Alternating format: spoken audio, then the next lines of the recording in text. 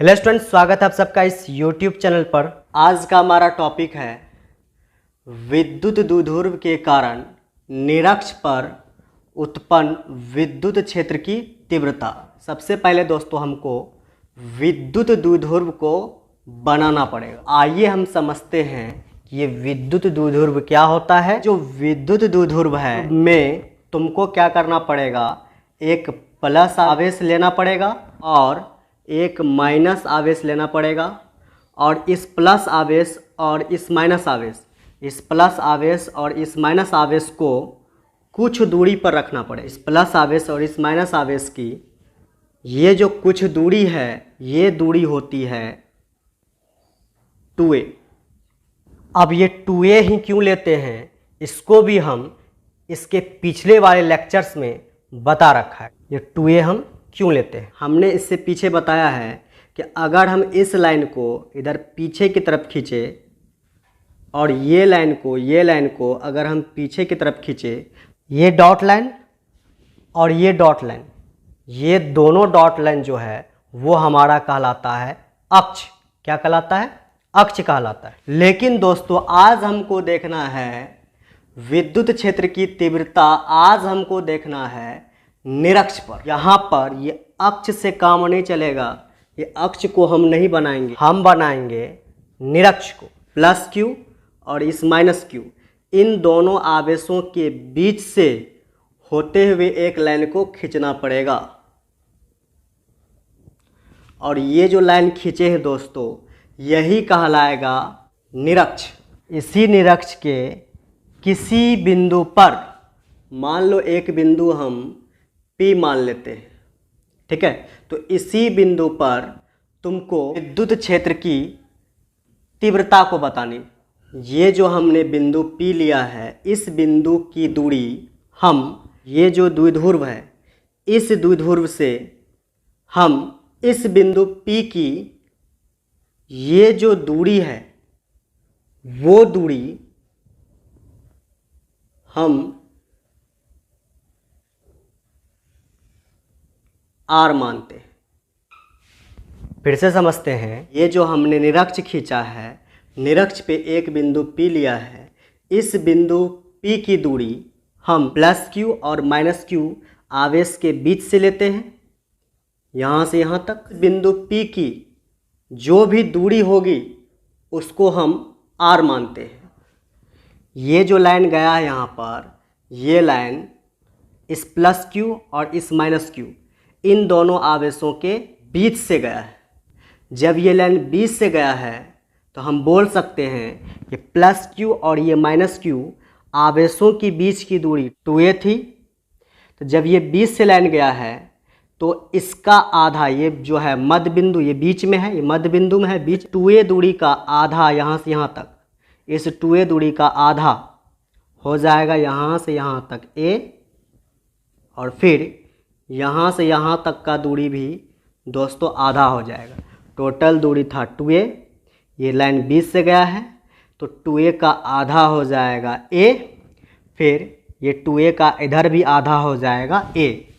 ये जो बिंदु P है, इस बिंदु P पर ये प्लस Q भी विद्युत क्षेत्र उत्पन्न करेगा और ये माइनस Q भी इस बिंदु P पर विद्युत क्षेत्र उत्पन्न करेगा। इस प्लस Q को P से मिलाना पड़ेगा, तो इस माइनस Q को भी इस बिंदु P से मिलाना पड़ेगा। Q को इस बिंदु P से मिलाए, ये जो माइनस Q है इस बिंदु पर विद्युत क्षेत्र उत्पन्न करेगा, इसीलिए हम इस माइनस Q को भी इस बिंदु P से मिलाए हैं। ये लाइन देखिए, ये लाइन देखिए, इस पॉइंट को हम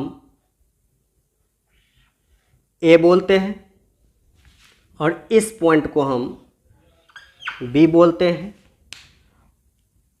और ये जो पॉइंट है दोस्तों, इस पॉइंट को हम C बोलते हैं। हमने क्या किया, ये जो प्लस Q आवेश रखा था पॉइंट को हम A मान लिए, और ये जो माइनस Q आवेश रखा है यहाँ पर, इस पॉइंट को हम B मान लिए, और ये जो दूरी लिए हैं यहाँ से यहाँ तक की, जहाँ से ये दूरी लिए हैं R, उस पॉइंट को हम C मानते हैं। मध्य बिंदु है, इस मध्य बिंदु को हम C मानते हैं। ये निरक्ष का लाइन इस द्विध्रुव से 90 डिग्री का कोण इधर बनाएगा और 90 डिग्री का कोण उधर भी बनाएगा। ठीक है, मतलब कि इधर भी 90 डिग्री होगा और उधर भी 90 डिग्री होगा।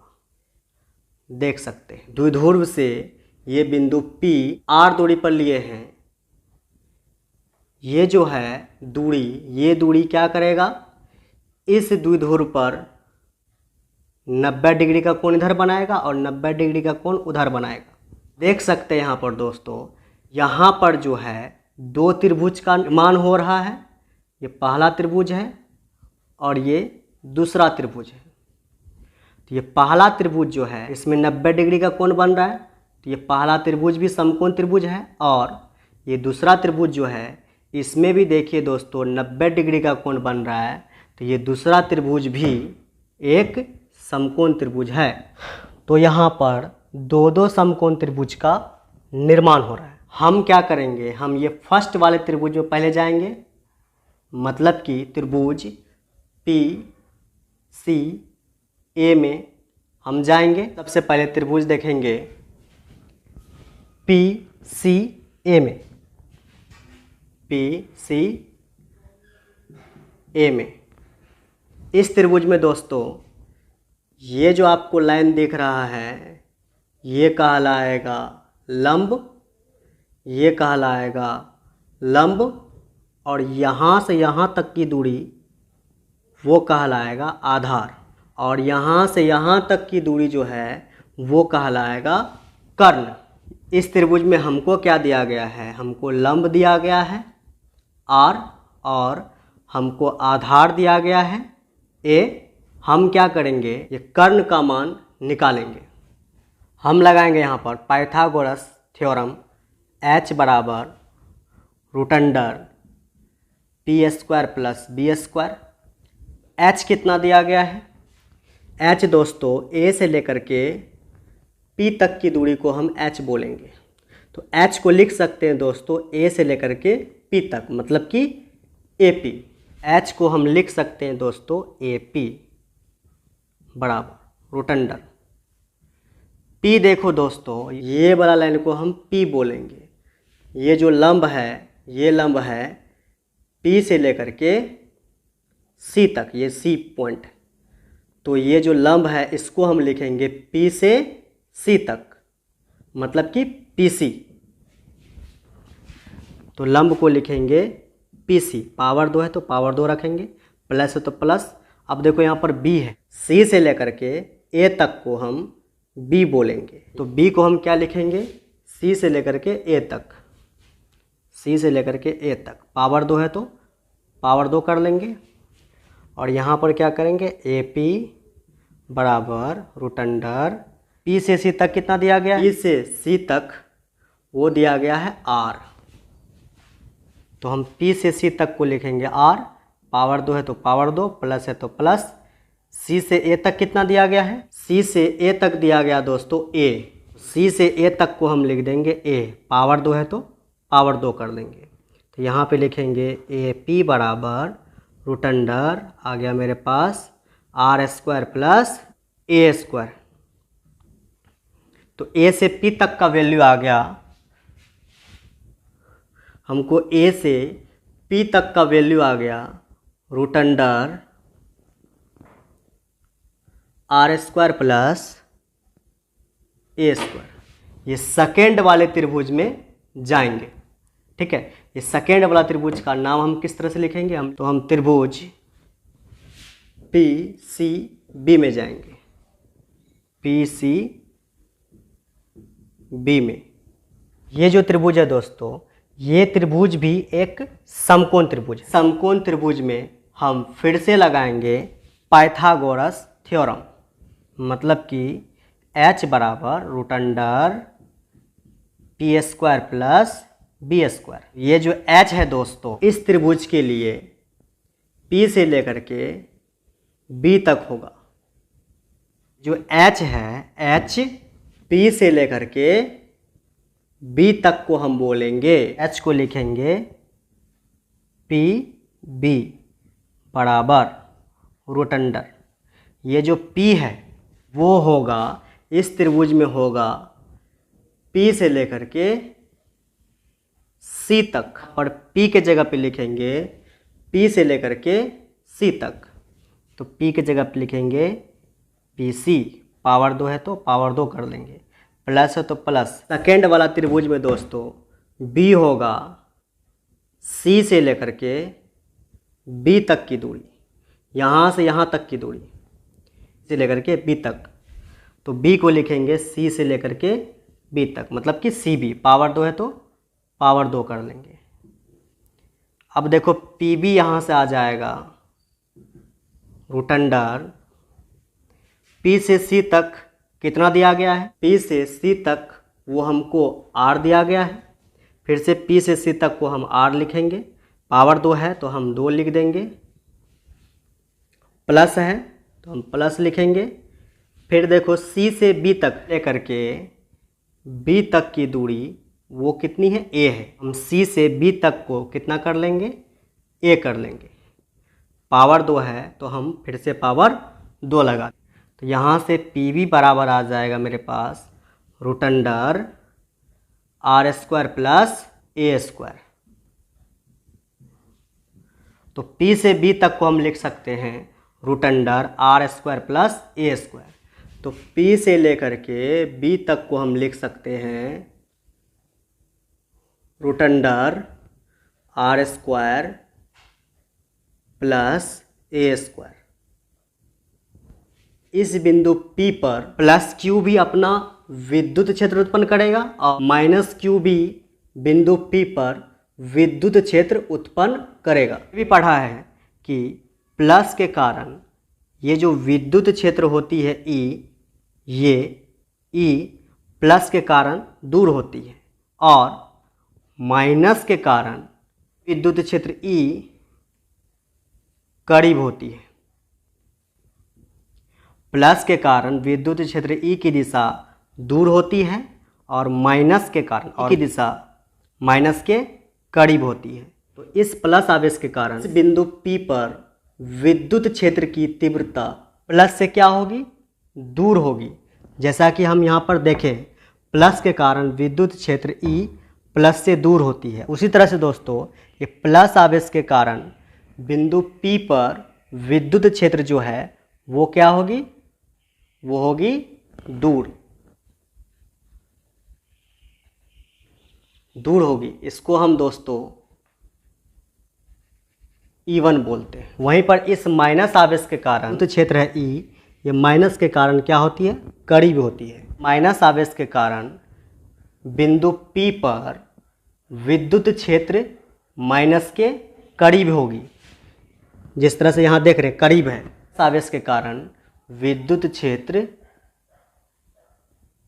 माइनस के क्या होगी, करीब होगी।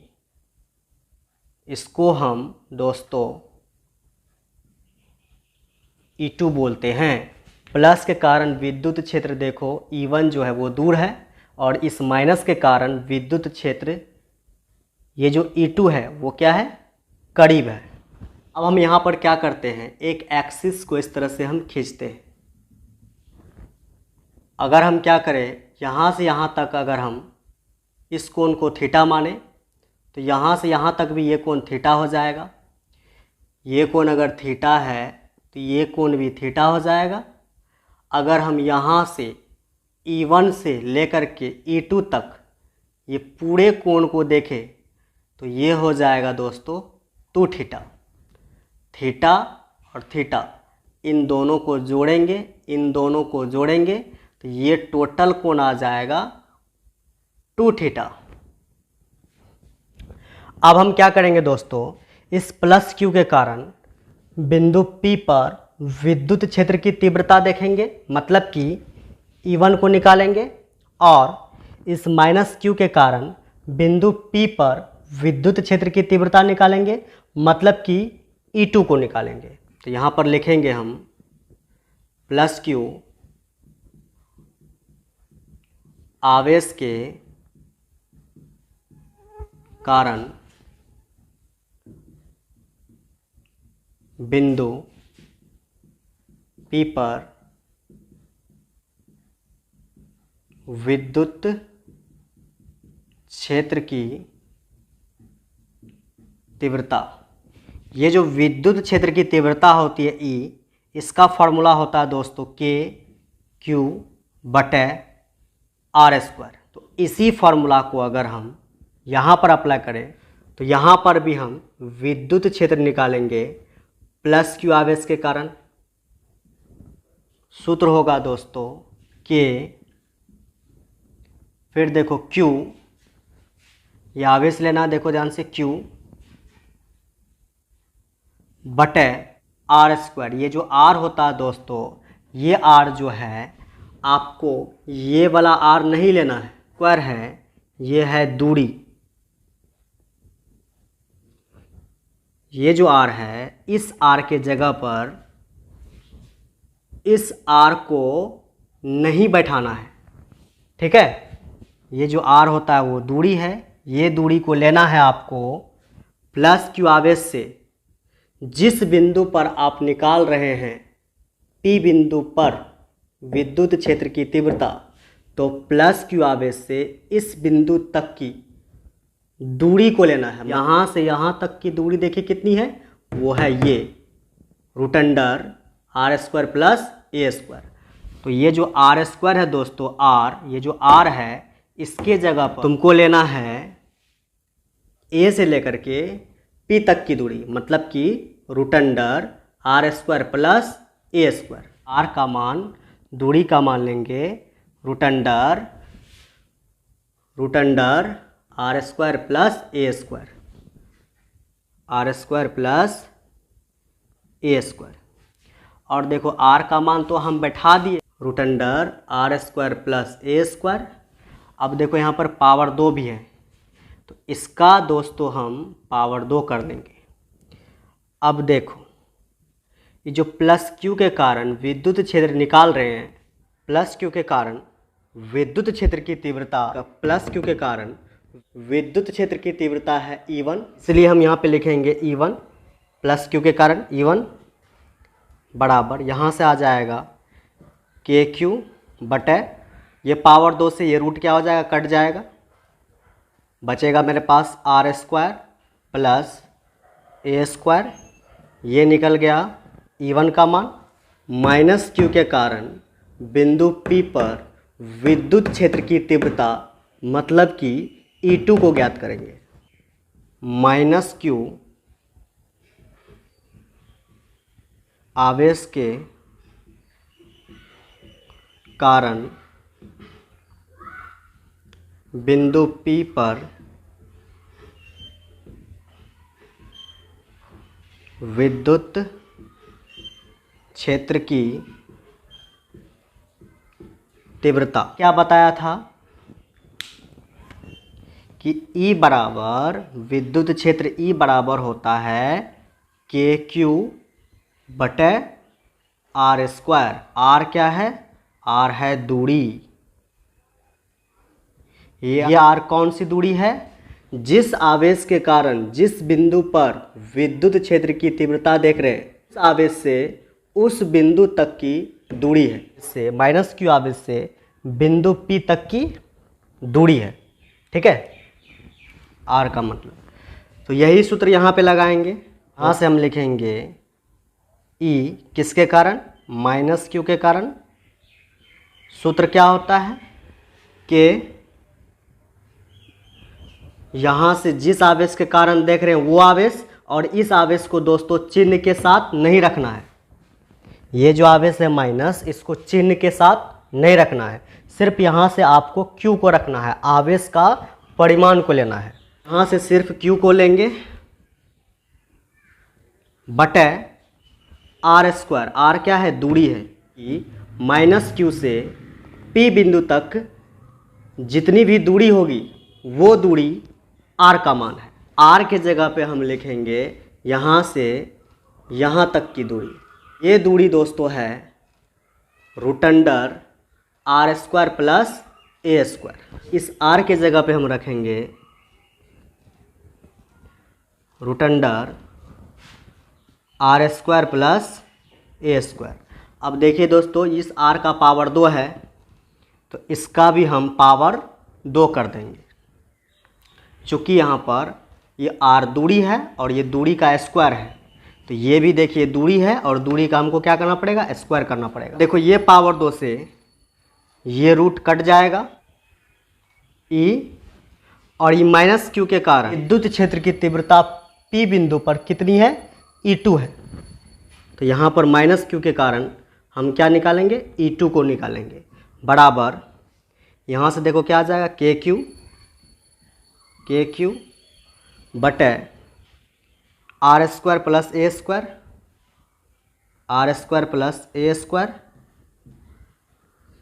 ये जो E1 का वैल्यू है के क्यू बटे R square plus A square, और E2 का वैल्यू हमने निकाला है, ये भी है के क्यू बटे R square plus A square.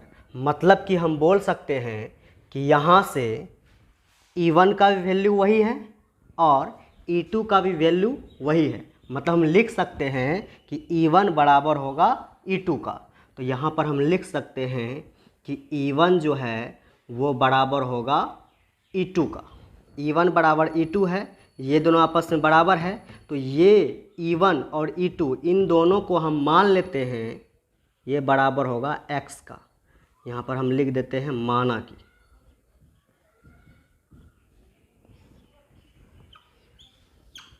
जो E1 है वो बराबर है E2 का, दोनों आपस में बराबर हैं, और दोनों का मान अभी तुरंत हमने निकाला है, वो होता है के क्यू बटे R square plus A square, ठीक है। और E1 E2 दोनों का मान इतना होता है, और E1 E2 को दोनों को हम x मान लिए। फिर से समझते हैं, ये जो E1 है वो बराबर हुआ अभी E2 का, इससे पीछे हम देखें अभी तुरंत, और दोनों का मान जो है निकला था के क्यू बटे R square plus A square. E1 और E2 दोनों बराबर है, इसलिए E1 और E2 इन दोनों को हम x मान लिए, क्योंकि दोनों आपस में बराबर हैं।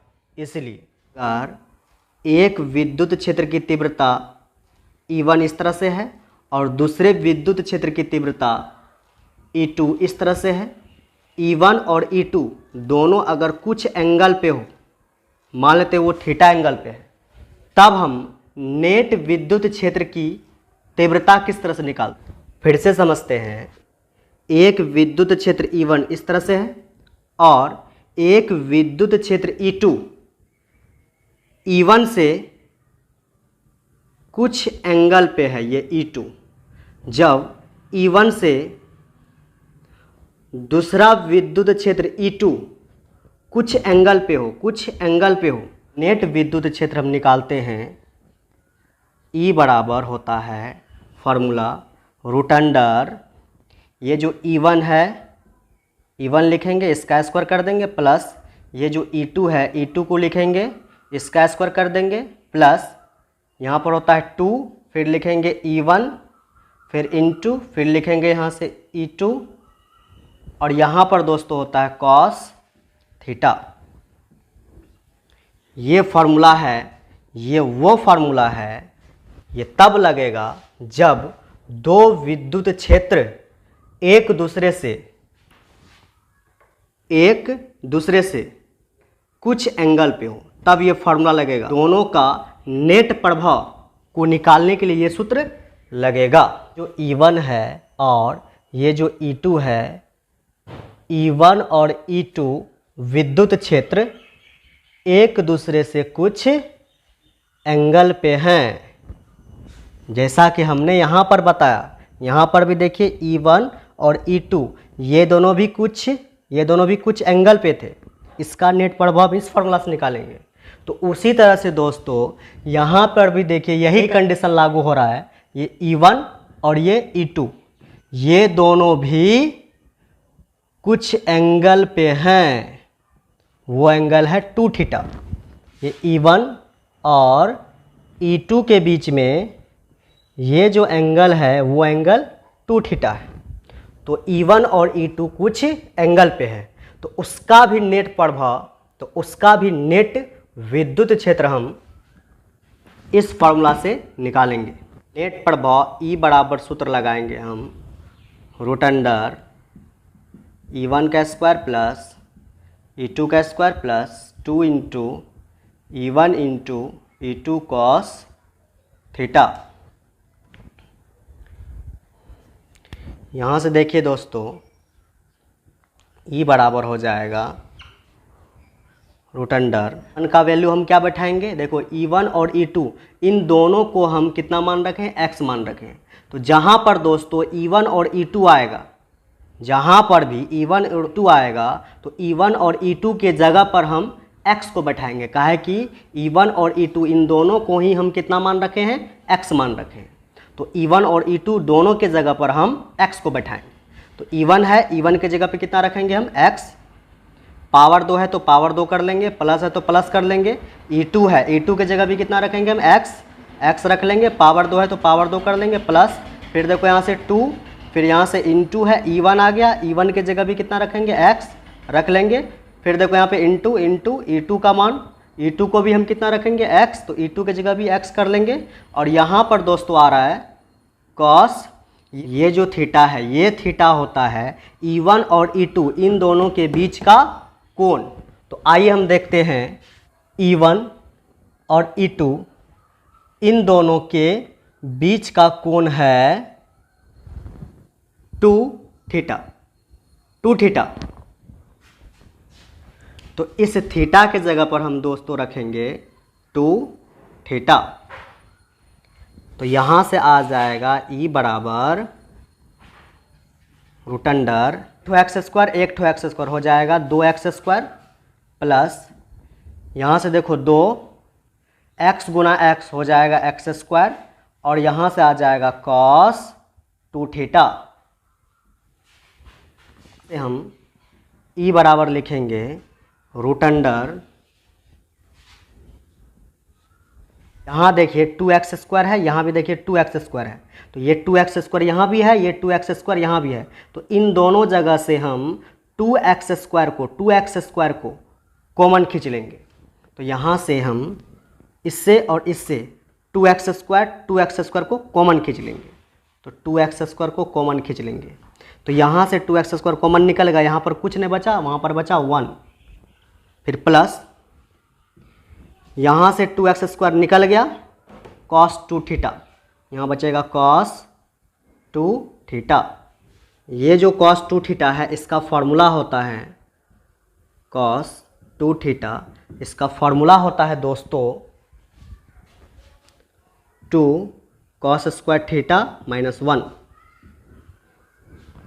तो यहाँ से E बराबर आ जाएगा मेरे पास root under 2x square, cos है यहाँ पे आ जाएगा 1 प्लस cos 2 थीटा का फॉर्मूला वो होता है 2 cos square theta minus 1।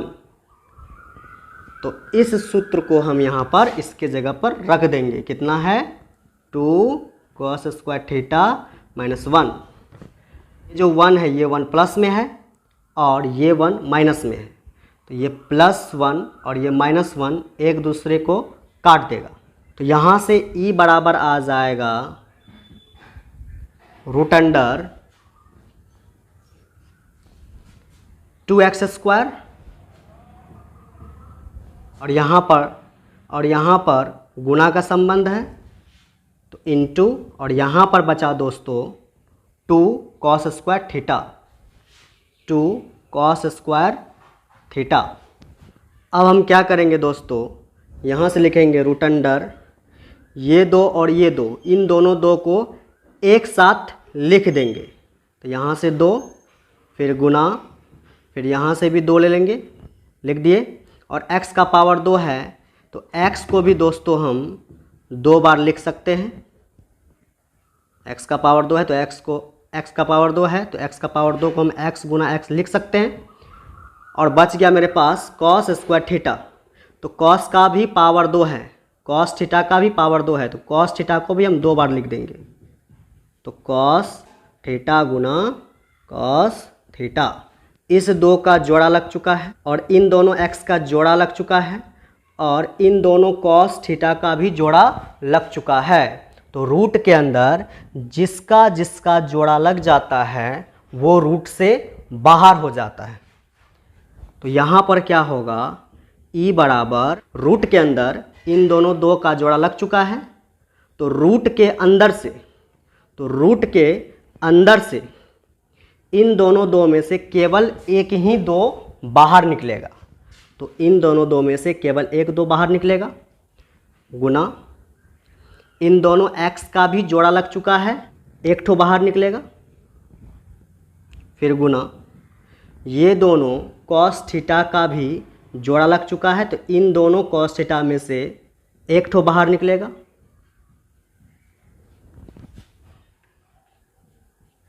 e बराबर 2x cos थीटा,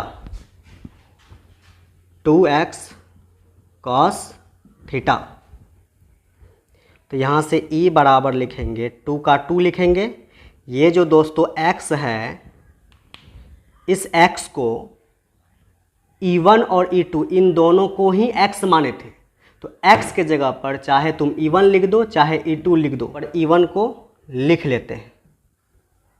और यहाँ से आ जाएगा दोस्तों cos थीटा, और e बराबर आ जाएगा 2। e1 का वैल्यू जो है, e1 का वैल्यू वो कितना है, वो है KQ बटे R square plus A square. तो e1 के जगह पर दोस्तों हम रखेंगे KQ बटे R square plus A square, और यहाँ पर दोस्तों क्या है, cos थीटा। ये त्रिभुज जो है वो फर्स्ट वाला त्रिभुज है, और ये त्रिभुज जो है सेकेंड वाला त्रिभुज है। चाहे ये त्रिभुज चाहे ये त्रिभुज, ये दोनों त्रिभुज सेम है, सब कुछ सेम है, चाहे इसमें चाहे इसमें, दोनों त्रिभुज में से कोई एक त्रिभुज में जाना है और उसमें लगाना है cos थीटा। तो चाहे ये त्रिभुज में जाओ चाहे ये त्रिभुज में जाओ, हम ये त्रिभुज में जाते हैं और इसमें लगाते हैं cos थीटा बराबर, cos थीटा का फॉर्मूला होता है दोस्तों b बटे h।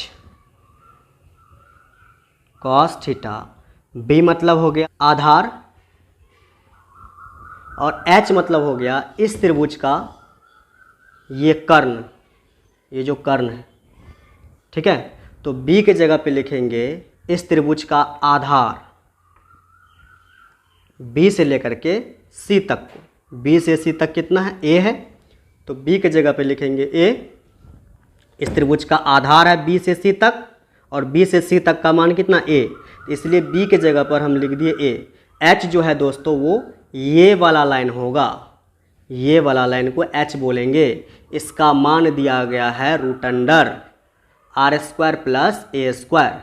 तो h के जगह दोस्तों root under R square plus A square, तो h के जगह पर हम लिख देते हैं root under R square plus A square, या cos थीटा बराबर आ गया a बटे root under R square plus A square. तो ये cos थीटा के जगह पर cos थीटा का मान इसको हम लिख सकते हैं।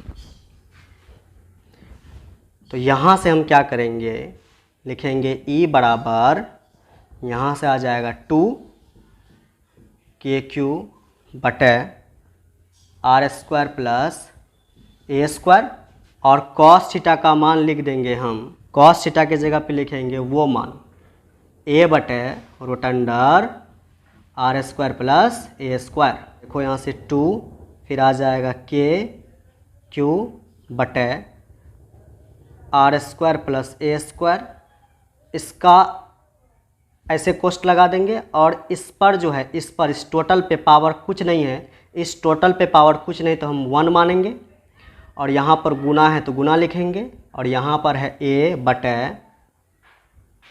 अंदर में क्या है, अंदर में क्या है, R square plus A square. और ये जो दोस्तों रूट है, इस रूट को हम लिखते हैं 1/2। ये जो रूट है दोस्तों, इस रूट को हम बोलते हैं 1/2। तो यहाँ से e बराबर आ जाएगा, इसको और इसको गुना कर दो, आ जाएगा 2kq, और यहाँ से आ जाएगा a बटे, ये गुना का संबंध है, और ये r² प्लस a², और यहाँ भी r² प्लस a² है। इसका पावर 1 है और इसका पावर 1/2 है। आधार देखो सेम है। जब आधार सेम होता है और संबंध गुना का होता है तो इसका पावर ये और इसका पावर ये दोनों आपस में क्या हो जाएगा, जुट जाएगा। ठीक है, जब आधार सेम हो, संबंध गुना का हो, तो इसका पावर 1 और इसका पावर 1/2 ये दोनों आपस में जुट जाएगा। अगर आप 1/2 और 1 को जोड़ोगे तो वो आएगा 3/2। तो यहाँ से इन दोनों का आधार सेम है, इन दोनों में से कोई एक को लिख लो, r² प्लस a², और इन दोनों का पावर को जोड़ दो। 1/2 और 1 को जोड़ेंगे तो आएगा 3/2। तो यहाँ पर पावर हो जाएगा 3/2। यहाँ से लिखेंगे e बराबर, इस k को पहले लिख देंगे, 2 को दोस्तों हम a के साथ ले लेंगे, हो जाएगा 2a, और ये q को ऐसे यहाँ पे रहने देंगे, बटे जो है r² प्लस a² का पावर 3/2 है। ये r इस a से चाहे ये a ले लो चाहे ये a ले लो, इन दोनों a से ये जो r है वो क्या है, बड़ा है। r की तुलना में a क्या है, छोटा है। a क्या है, छोटा है। जब कोई चीज़ बहुत बड़ा हो और कोई चीज़ बहुत छोटा हो तो बड़े वाले चीज़ के सामने हम छोटे वाले चीज़ को नगण्य मान लेते हैं। क्या मान लेते हैं, नगण्य मान लेते हैं। ये जो a² है इसको हम नगण्य मान लेंगे, लिख देंगे माना कि। जब ये r बहुत बड़ा हो, किससे, a से, तब हम r² की तुलना में a² को हम नगण्य मान लेंगे, क्योंकि आप साफ साफ देख सकते हैं r बहुत बड़ा है और a छोटा है। ठीक है, इसीलिए r बहुत बड़ा हो a से, तब हम जो चीज़ छोटा है उसको हम नगण्य मान लेते हैं। तो छोटा है इसीलिए यहाँ पर a को हम नगण्य मान लिए। r² बहुत बड़ा है इसीलिए इसको हम यहाँ से इसको यहाँ से हम क्या कर देंगे, हटा देंगे। तो यहाँ से वैल्यू आ जाएगा e बराबर के, एक फार्मूला पढ़ा होगा, ये जो q into 2a, q into 2a को हम दोस्तों बोलते हैं p। ठीक है, p का फार्मूला होता है q इंटू 2a। p को बोलते हैं विद्युत द्विध्रुव आघूर्ण। ये बराबर होता है q इंटू 2a, आवेश गुना आवेशों की बीच की दूरी, ये जो 2a है। तो हम k का क्या लिख दिए, q इंटू 2a को हम लिख देंगे p। तो यहाँ से q इंटू 2a को हम लिख दिए p। नीचे में देखो दोस्तों क्या आ जाएगा, सिर्फ r² बचेगा, इसको तो हम नगण्य मान लिए हैं, केवल बचेगा r², और इसका पावर कितना है, 3/2। और देखो ये 2 से ये 2 कट जाएगा, बचेगा यहाँ से e बराबर k p बटे r, इसका पावर कितना बचेगा, 3। तो ये जो मान निकला है दोस्तों, ये मान है निरक्ष पर स्थित किसी बिंदु P पर विद्युत क्षेत्र की तीव्रता। इसी को दोस्तों हमको निकालना था। अगर आपको ये वीडियो पसंद आता है, वीडियो को लाइक करें, चैनल को सब्सक्राइब करें एवं और दोस्तों में इस वीडियो को शेयर करें। धन्यवाद।